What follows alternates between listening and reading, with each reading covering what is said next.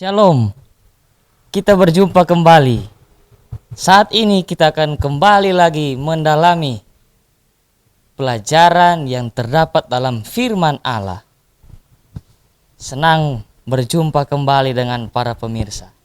Topik kita untuk pendalaman firman Allah saat ini adalah perjanjian utama, tinjauan berbagai perjanjian.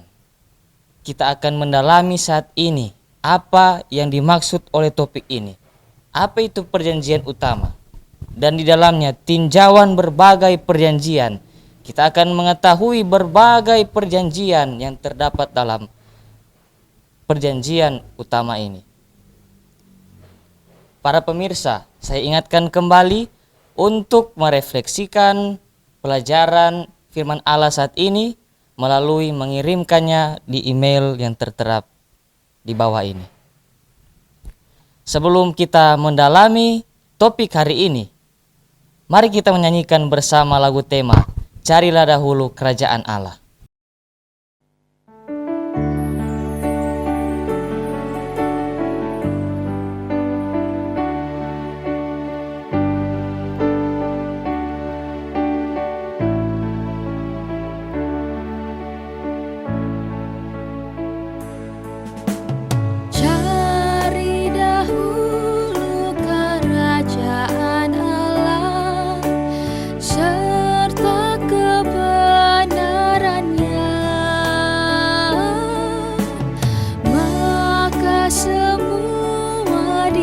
Bahkan padamu, haleluya, haleluya.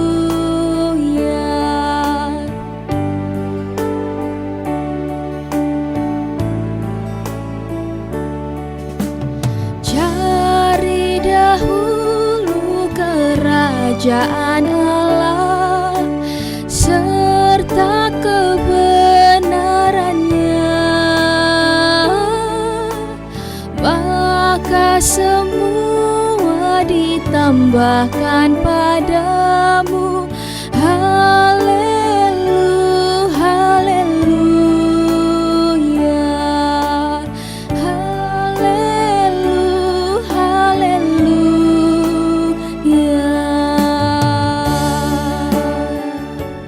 Sebelum kita mendalami pelajaran kita saat ini, mari kita awali dengan doa buka. Tuhan Bapa kami yang di surga, saat ini kami akan mendalami pelajaran kami hari ini, topik mengenai perjanjian utama, berbagai perjanjian. Tuhan, kami sangat membutuhkan tuntunan Roh Kudus, kiranya Engkau memberkati kami, menuntun kami sampai kami selesai mendalami akan topik kami hari ini. Kami serahkan pendalaman firman Allah kami saat ini ke dalam tangan Engkau. Sempurnakan doa ini Tuhan, kami bawa dalam nama Yesus Kristus. Amin. Seperti yang saya sampaikan tadi, topik kita adalah perjanjian utama, tinjauan berbagai perjanjian.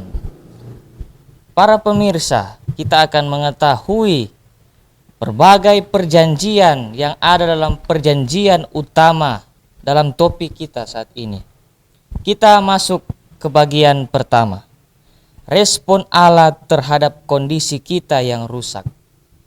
Pada episode sebelumnya, kita telah mengetahui bahwa kita manusia telah berada dalam keadaan rusak. Apa yang menyebabkannya adalah dosa. Dan apakah respon Allah terhadap keadaan ini di mana kita telah rusak? Apa respon Allah? Respon Allah adalah Dia akan memberikan kita atau Dia memberikan kepada kita perjanjian. Perjanjian. Apakah arti dari perjanjian ini? Menurut Megia, apa arti dari perjanjian ini? Menurut saya, perjanjian itu adalah persetujuan yang dilakukan tertulis atau dengan lisan, yang dibuat oleh dua orang atau lebih, masing-masing bersepakat akan menaati apa yang dibuat dalam persetujuan tersebut. Terima kasih. Baik, terima kasih Mekia. Itulah yang teman saya sampaikan menurutnya. Apa itu perjanjian? Perjanjian dalam bahasa Ibrani adalah berit. Berit, kata ini terdapat 287 kali di dalam Alkitab, khususnya dalam Perjanjian Lama. Berit ini merujuk kepada perjanjian sesama manusia dan lebih terutama perjanjian antara Tuhan dengan manusia. Apa contoh-contoh perjanjian yang dibuat antara manusia dengan sesama manusia? Apa contohnya, Cindy? Bisa berikan pendapat? Ya, contohnya ketika kita mempunyai sahabat, ketika kita bersahabat dengan sahabat kita dan kita membuat perjanjian bahwa kemanapun kita akan pergi, kita akan selalu bersama-sama, maupun kita berjauhan, kita akan selalu saling menghubungi. Contohnya yang lain juga, ketika kita mendaftar di suatu sekolah dan kita membuat janji bahwa kita akan selalu mengikuti peraturan yang ada di dalam sekolah itu. Dan sekolah itu juga berjanji bahwa sekolah itu akan memfasilitasi kebutuhan dari siswa tersebut. Ya, terima kasih Cindy. Dalam perjanjian pasti ada janji dan ada juga syarat. Misalnya teman saya tadi Cindy katakan perjanjian antara siswa dan pihak sekolah. Pasti juga ada syarat, di mana para siswa harus menuruti peraturan-peraturan yang diberikan sekolah. Kita akan mengetahui apakah contoh-contoh perjanjian Tuhan dengan manusia. Di dalamnya pasti ada janji yang Tuhan berikan kepada manusia dan ada syarat yang harus manusia lakukan. Apakah contoh-contoh perjanjian antara Tuhan dengan manusia? Boleh Juni berikan pendapat? Apa contoh perjanjian yang Tuhan buat dengan manusia ya? Saya mau mengajak kita baca di dalam Kejadian 17 ayatnya yang kedua. Kejadian 17 ayatnya yang kedua, aku akan mengadakan perjanjian antara aku dan engkau, dan aku akan membuat engkau sangat banyak. Di sini ada perjanjian Tuhan buat, di mana ini adalah perintah Tuhan kepada Abraham ya, bahwa Tuhan akan membuat, dia berikan janji bahwa dia akan memberkati Abraham dan membuat keturunannya itu banyak. Nah, itulah janji yang diberikan Tuhan. Mungkin itu. Ya, terima kasih. Juni memberikan salah satu contoh perjanjian antara Tuhan dan manusia, yaitu Abraham. Tuhan memberikan janji kepada Abraham. Baik, apa beda perjanjian ini dengan perjanjian antara sesama manusia? Apa perbedaan perjanjian Tuhan dengan manusia dan perjanjian sesama manusia? Bagaimana itu, Megia? Perbedaan antara perjanjian Tuhan dengan manusia, yaitu yang pertama, perjanjian Tuhan adalah pasti dan akurat. Contohnya, Tuhan sudah berjanji akan datang untuk menyelamatkan umat manusia. Itu janji Tuhan. Sedangkan perjanjian manusia tidak akurat, bahkan tidak menentu kepastian. Contohnya, saya memiliki janji dengan Cindy. Saya berjanji dengan dia jam 7 malam bertemu di taman, contohnya taman. Terus pada saat jam 7 malam itu saya mengalami kendala seperti macet di jalan, jadi tertunda untuk datang. Itu sama saya tidak memiliki kepastian. Itu dari manusia. Terima kasih Megia. Jadi perbedaannya itu, kalau perjanjian dengan Tuhan terhadap manusia pasti akurat, pasti akan terjadi. Tetapi kalau perjanjian antara manusia dengan sesama manusia belum tentu akurat. Itu perbedaannya. Saat ini kita tiba di bagian yang kedua. Perjanjian Tuhan dengan Nuh dan keturunannya. Ini adalah topik yang menarik, di mana Tuhan mengarahkan perjanjian kepada Nuh dan keturunannya. Junius bisa bacakan Kejadian 6 ayat 18. Di dalam ayat ini, kata berit pertama kali digunakan dalam perjanjian lama. Tetapi dengan engkau aku akan mengadakan perjanjianku, dan engkau akan masuk ke dalam bahtera itu, engkau bersama-sama dengan anak-anakmu dan istrimu dan istri anak-anakmu. Terima kasih Juni.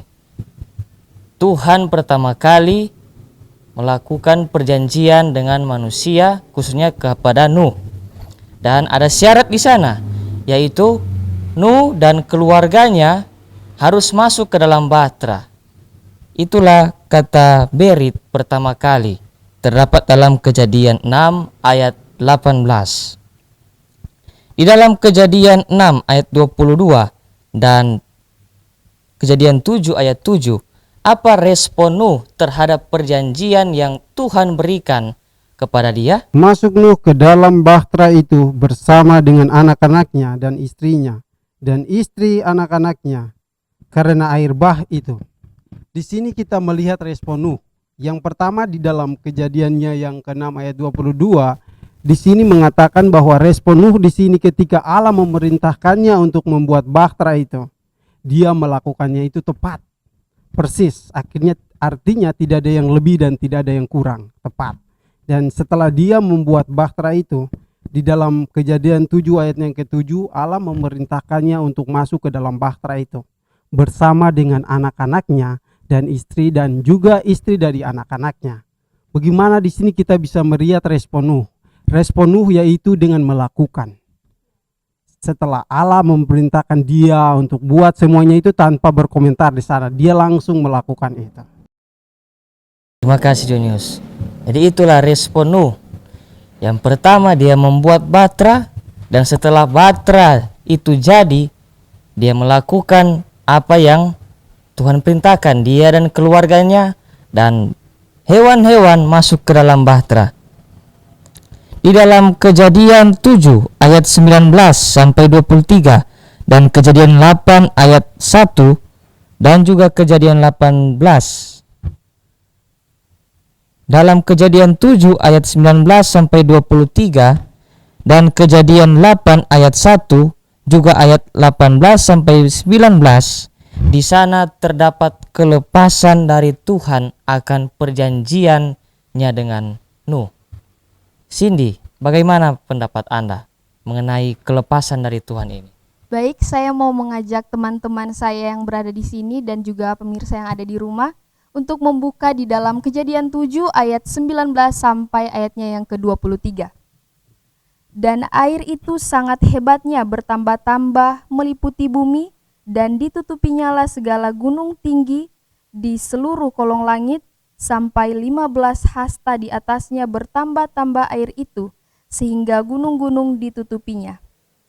Lalu mati binasalah segala yang hidup, yang bergerak di bumi, burung-burung, ternak, dan binatang liar, dan segala binatang merayap, yang berkeriapan di bumi, serta semua manusia. Matilah segala yang ada nafas dalam hidungnya, segala yang ada di darat. Demikianlah dihapuskan Allah segala yang ada di muka bumi, baik manusia maupun hewan dan binatang melata dan burung-burung di udara, sehingga semuanya dihapuskan dari atas bumi. Hanya Nuh yang tinggal hidup dan semua yang bersama-sama dia di dalam bahtera itu. Ayat 8, ayatnya Kejadian 8 ayatnya yang pertama.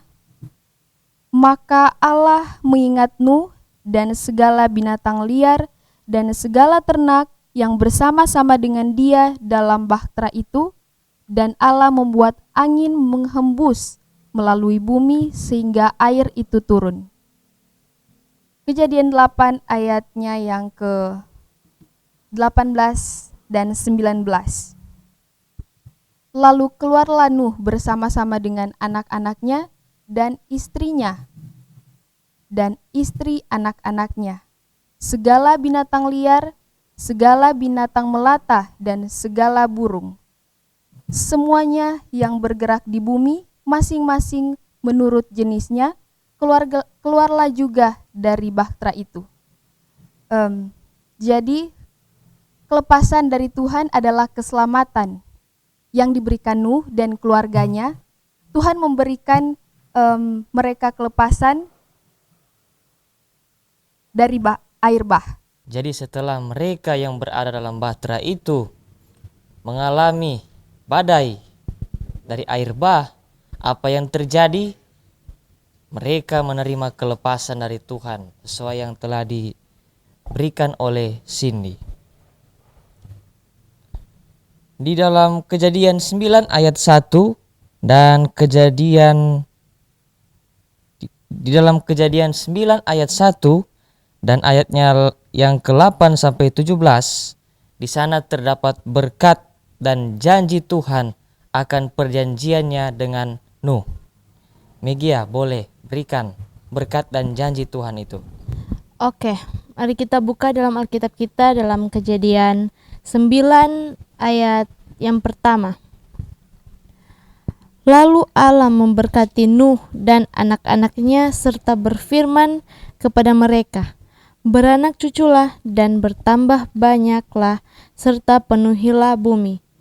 Ayat yang ke-8 sampai dengan ke-17 mengatakan, berfirmanlah Allah kepada Nuh dan kepada anak-anaknya yang bersama-sama dengan dia. Sesungguhnya aku mengadakan perjanjianku dengan kamu dan dengan keturunanmu dan dengan segala makhluk hidup yang bersama-sama dengan kamu, burung-burung, ternak, dan binatang-binatang liar di bumi yang bersama-sama dengan kamu, segala yang keluar dari bahtera itu, segala binatang di bumi. Maka kuadakan perjanjianku dengan kamu, bahkan sejak ini tidak ada yang hidup yang akan dilenyapkan oleh air bah lagi, dan tidak akan ada lagi air bah untuk memusnahkan bumi. Dan Allah berfirman, inilah tanda perjanjian yang kuadakan antara aku dan kamu serta segala makhluk yang hidup yang bersama-sama dengan kamu turun-temurun untuk selama-lamanya. Busurku kutaruh di awan supaya itu menjadi tanda perjanjian antara aku dan bumi. Apabila kemudian kudatangkan awan di atas bumi dan busur itu tampak di awan, maka aku akan mengingat perjanjianku yang telah ada antara aku dan kamu serta segala makhluk yang hidup, segala yang bernyawa, sehingga segenap air tidak lagi menjadi air bah untuk memusnahkan segala yang hidup. Jika busur itu ada di awan, maka aku akan melihatnya, sehingga aku mengingat perjanjianku yang kekal antara Allah dan segala makhluk yang hidup, segala makhluk yang ada di bumi. Berfirmanlah Allah kepada Nuh, inilah tanda perjanjian yang kuadakan antara aku dan segala makhluk yang ada di bumi. Jadi perjanjian Tuhan kepada Nuh yaitu tidak ada lagi air bah yang akan memusnahkan bumi. Dan berkat yang didapat adalah anak dan cucu Nuh akan memenuhi bumi. Terima kasih. Amin. Terima kasih Megia. Jadi itulah berkat dan janji Tuhan kepada Nuh dalam perjanjian yang dibuatnya kepada Nuh.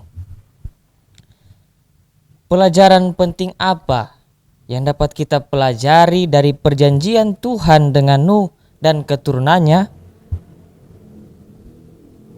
Pelajaran itu terdapat dalam 2 Petrus 3 ayat 5 sampai 9. Junius, boleh berikan pendapat Anda tentang pertanyaan ini? Ya, oke, baik. Mari kita lihat penjelasannya. Di sini sudah menjelaskan kepada kita. Tetapi ia sabar terhadap kita. Ia yang dimaksud di sini adalah Allah atau Yesus itu sendiri. Dia sabar dan dia berharap agar kita dapat berbalik dan bertobat kepadanya. Terima kasih. Kita tiba ke bagian yang ketiga. Bagian ini kita akan mendalami perjanjian Tuhan dengan Abram atau Abraham. Mari kita buka Alkitab kita dalam Kejadian 12 ayat 1 sampai 3. Di dalam sana terdapat janji dan syarat yang ada dalam perjanjian Tuhan terhadap Abraham. Janji apakah itu?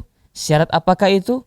Akan dibawakan oleh Cindy. Di dalam Kejadian 12 ayat yang pertama sampai yang ketiga. Berfirmanlah Tuhan kepada Abraham, pergilah dari negerimu dan dari sanak saudaramu dan dari rumah bapamu ini ke negeri yang akan kutunjukkan kepadamu. Aku akan membuat engkau menjadi bangsa yang besar dan memberkati engkau serta membuat namamu masyhur. Dan engkau akan menjadi berkat. Aku akan memberkati orang-orang yang memberkati engkau dan mengutuk orang-orang yang mengutuk engkau. Dan olehmu semua kaum di muka bumi akan mendapat berkat. Jadi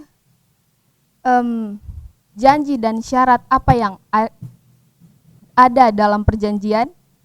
Tuhan berjanji kepada Abraham akan membuat keturunannya menjadi bangsa yang besar dan akan memberkati keturunan Abraham. Dan Tuhan akan memberkati orang-orang yang memberkatinya dan mengutuk orang-orang yang mengutuknya.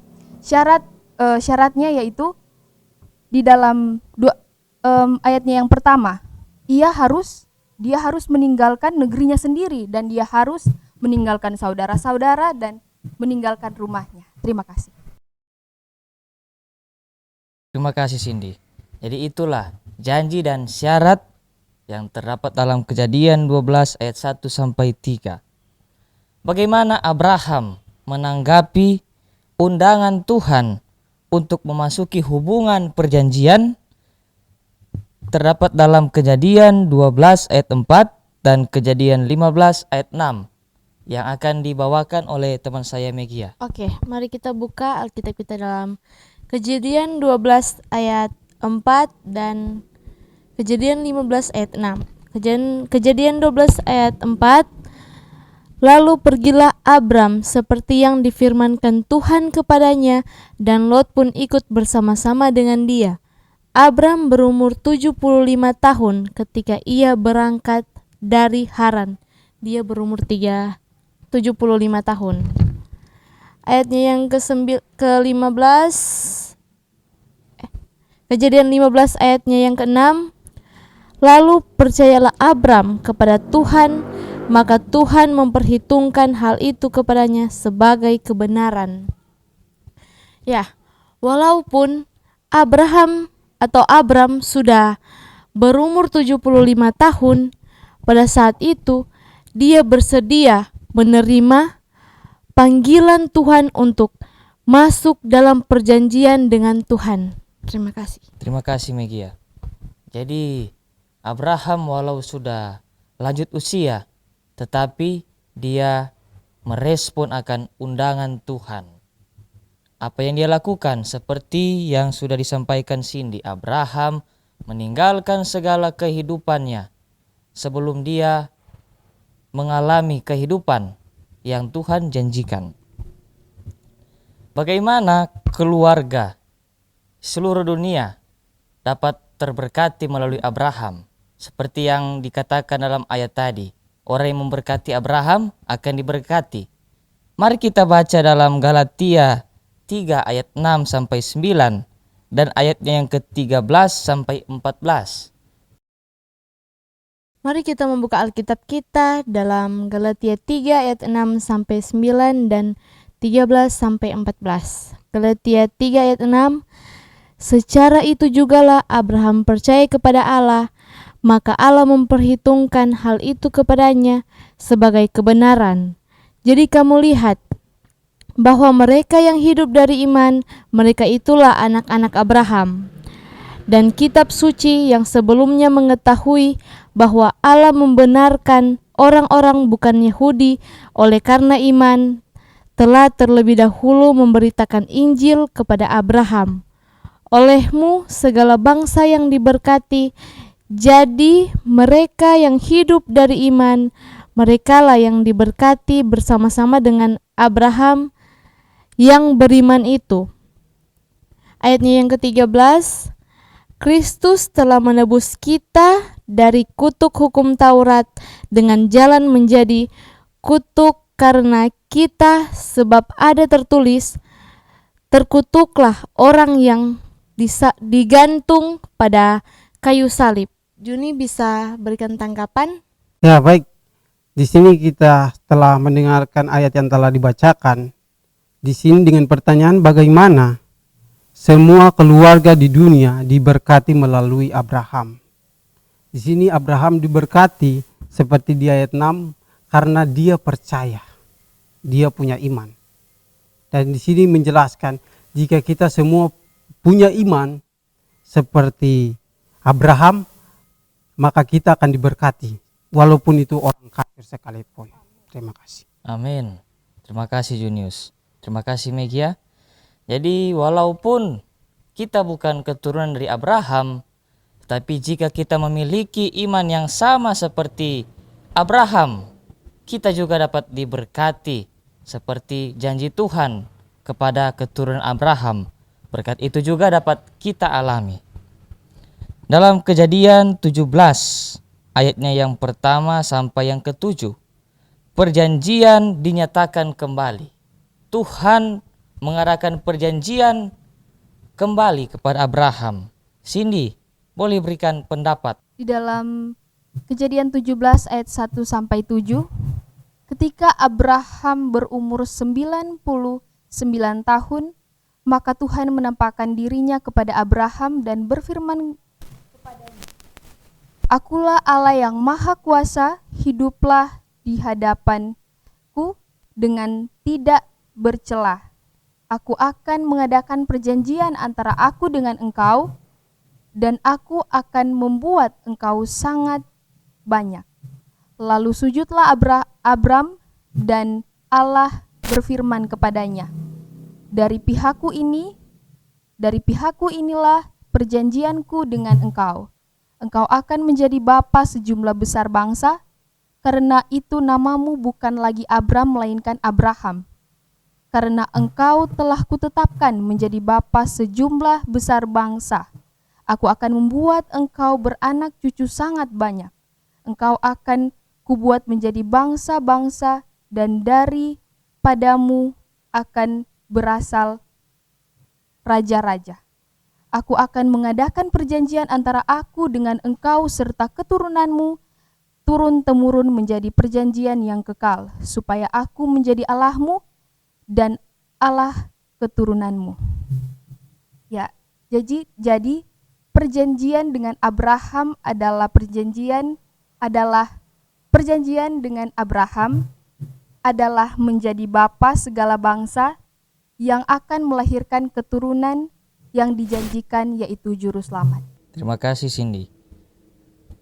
Perjanjian yang pertama yang Tuhan buat kepada Abraham ialah Dia akan membuat keturunannya seperti pasir di laut dan bintang di udara.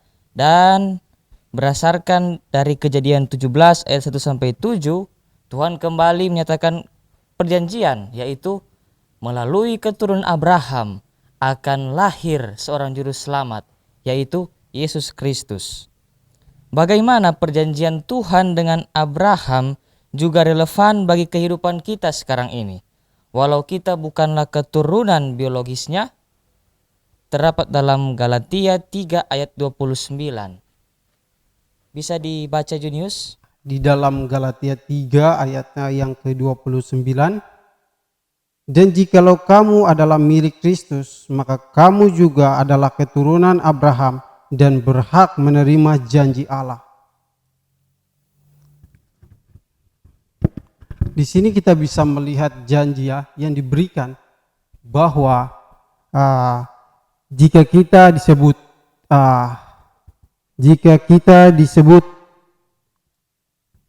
pengikut Kristus, maka kita itu juga adalah anak-anak Abraham, karena anak yang percaya kepada Allah. Terima kasih. Terima kasih Junius. Jadi jika kita percaya kepada Tuhan, percaya kepada Yesus, memiliki iman yang sama seperti Abraham, kita juga disebut anak-anak Abraham. Pelajaran penting apa yang kita dapat pelajari dari perjanjian Tuhan bagi Abraham dan keturunannya?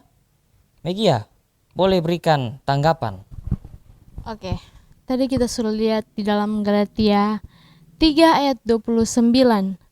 Di ayat ini ditulis jikalau kamu atau kita adalah milik Kristus, maka kamu atau kita adalah keturunan Abraham dan berhak untuk menerima janji Allah.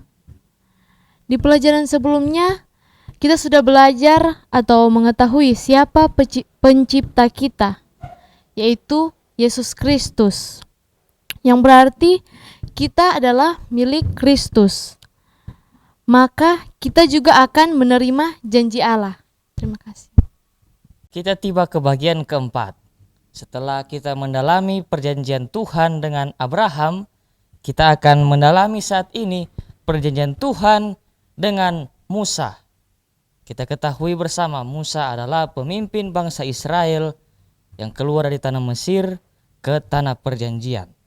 Dalam Keluaran 6 ayat 7 dan Keluaran 19 ayat 4 sampai 6, kita akan mengetahui janji Tuhan kepada Musa. Megia, boleh bacakan ayat-ayat ini? Dalam Keluaran 6 ayat 7 mengatakan, dan aku akan membawa kamu ke negeri yang dengan sumpah telah kujanjikan memberikannya kepada Abraham, Ishak dan Yakub, dan aku akan memberikannya kepadamu untuk menjadi milikmu. Akulah Tuhan. Ayat yang ke-19. Ayatnya yang ke-19 ayat 4 sampai 6. Kamu sendiri telah melihat apa yang kulakukan kepada orang Mesir dan bagaimana aku telah mendukung kamu di atas sayap Raja Wali dan membawa kamu kepadaku.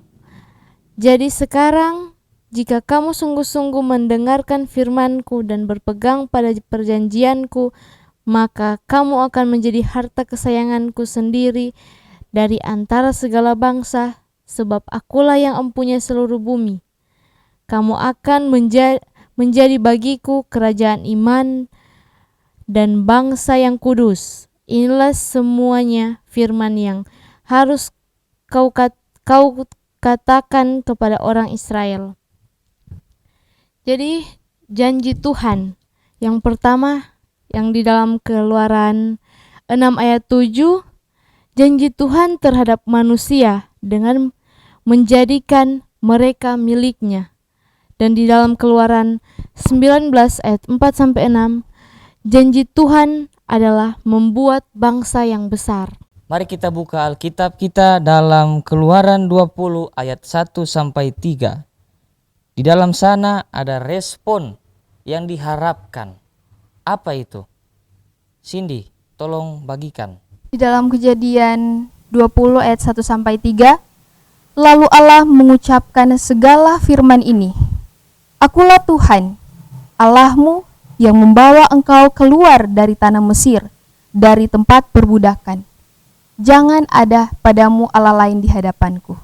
Ya, jadi respon yang diharapkan adalah manusia mengasihi Allah dengan setulus hati dan mengasihi sesama. Kita telah mengetahui respon yang diharapkan.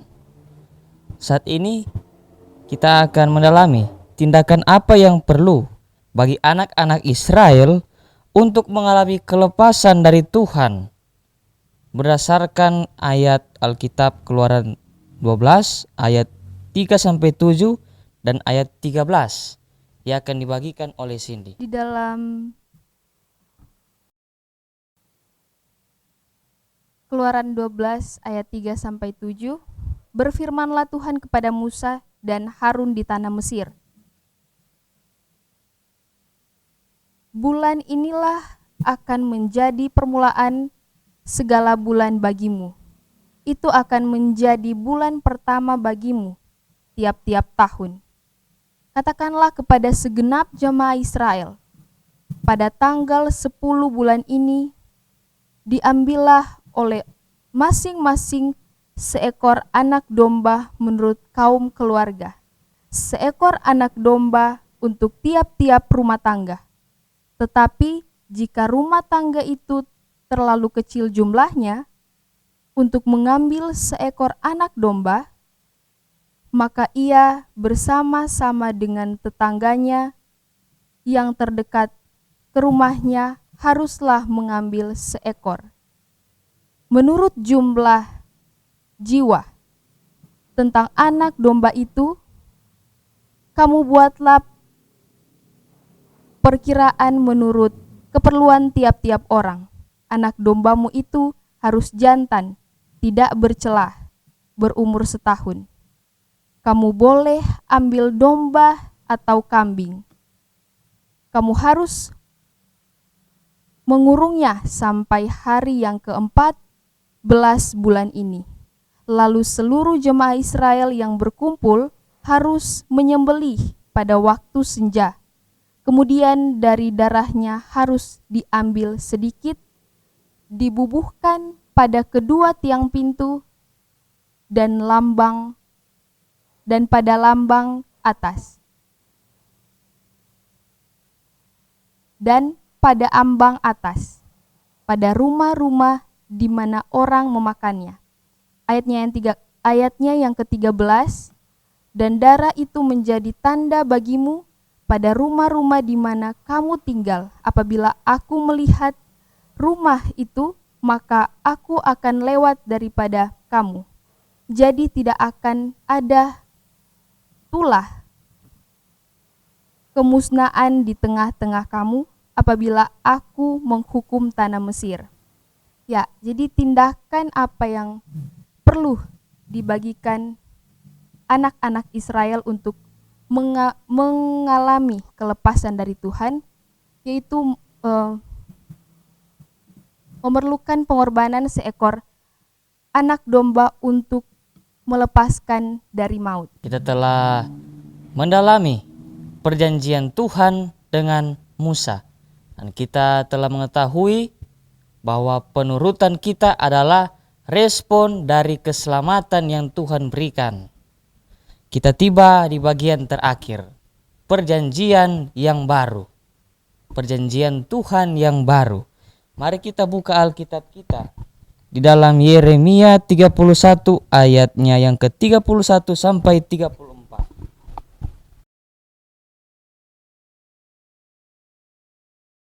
Ayatnya yang ke-31 sampai 34. Sesungguhnya akan datang waktunya, demikianlah firman Tuhan. Aku akan mengadakan perjanjian baru dengan kaum Israel dan kaum Yehuda, bukan seperti perjanjian yang telah kuadakan dengan nenek moyang mereka pada waktu aku memegang tangan mereka untuk membawa mereka keluar dari tanah Mesir. Perjanjianku itu telah mereka ingkari, meskipun aku menjadi Tuhan yang berkuasa atas mereka. Demikianlah firman Tuhan. Tetapi beginilah perjanjian yang kuadakan dengan kaum Israel sesudah waktu itu. Demikianlah firman Tuhan. Aku akan menaruh Tauratku dalam batin mereka dan menuliskannya dalam hati mereka. Maka aku akan menjadi Allah mereka dan mereka akan menjadi umatku. Dan tidak usah lagi orang mengajar sesamanya atau mengajar saudaranya dengan mengatakan, kenalah Tuhan, sebab mereka semua, besar kecil, akan mengenal aku. Demikianlah firman Tuhan, sebab aku akan mengampuni kesalahan mereka dan tidak lagi mengingat dosa mereka. Bagaimana respon kita kepada keselamatan Allah berubah di perjanjian baru, respon kita ternyata berubah di perjanjian baru. Sahabat-sahabat pendalaman Alkitab akan memberikan pendapat mereka masing-masing.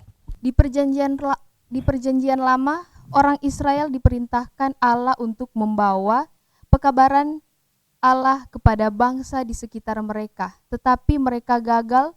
Dan di perjanjian baru Tuhan Yesus menggunakan semua orang untuk membawakan berita kebenaran kepada banyak orang sehingga pekabaran dapat cepat meluas. Baik para pemirsa, kita telah sampai pada akhir pendalaman firman Allah. Perjanjian baru dan perjanjian yang Tuhan adakan pada perjanjian lama yang kita sudah dalami saat ini dengan Nuh, Abraham, dan Musa. Tetapi dalam Yeremia 31 ayat 31 sampai 34 ada banyak janji Tuhan di perjanjian lama diingkari. Tetapi di perjanjian baru Tuhan memberikan janji yang baru. Marilah pemirsa, kita belajar seperti orang-orang pada zaman Nuh. Jangan sampai kita seperti mereka. Kita selalu ingat janji Tuhan tepat dan pasti. Tuhan akan datang. Kapanpun itu, kapan Tuhan akan datang, tetap kita bersedia. Bagaimana respon kita? Melalui respon kasih. Menuruti akan firman Tuhan, menghidupkan akan firman Tuhan. Kita yakin dan percaya dengan bantuan Roh Kudus kita dapat dipersiapkan untuk kerajaan surga. Doa tutup akan dibawakan oleh teman saya Junius. Mari kita satu dalam doa, kita berdoa. Ya Tuhan Allah Bapa kami yang bertakhta di dalam kerajaan sorga, saat ini kami berterima kasih dan bersyukur atas pimpinan Tuhan kepada kami, penyertaan Tuhan kepada kami, sehingga kami dapat menyelesaikan pendalaman Alkitab kami saat ini. Kiranya Tuhan berkati agar dari apa yang kami sudah belajar ataupun dengar itu bukan cuma kami dengarkan begitu saja, melainkan itu bisa tertanam dalam kehidupan kami. Bahkan itu bisa kami praktekkan dalam kehidupan kami sehari-hari. Ya Tuhan, inilah yang menjadi doa dan permohonan kami, di dalam nama Yesus kami sudah berdoa. Amin.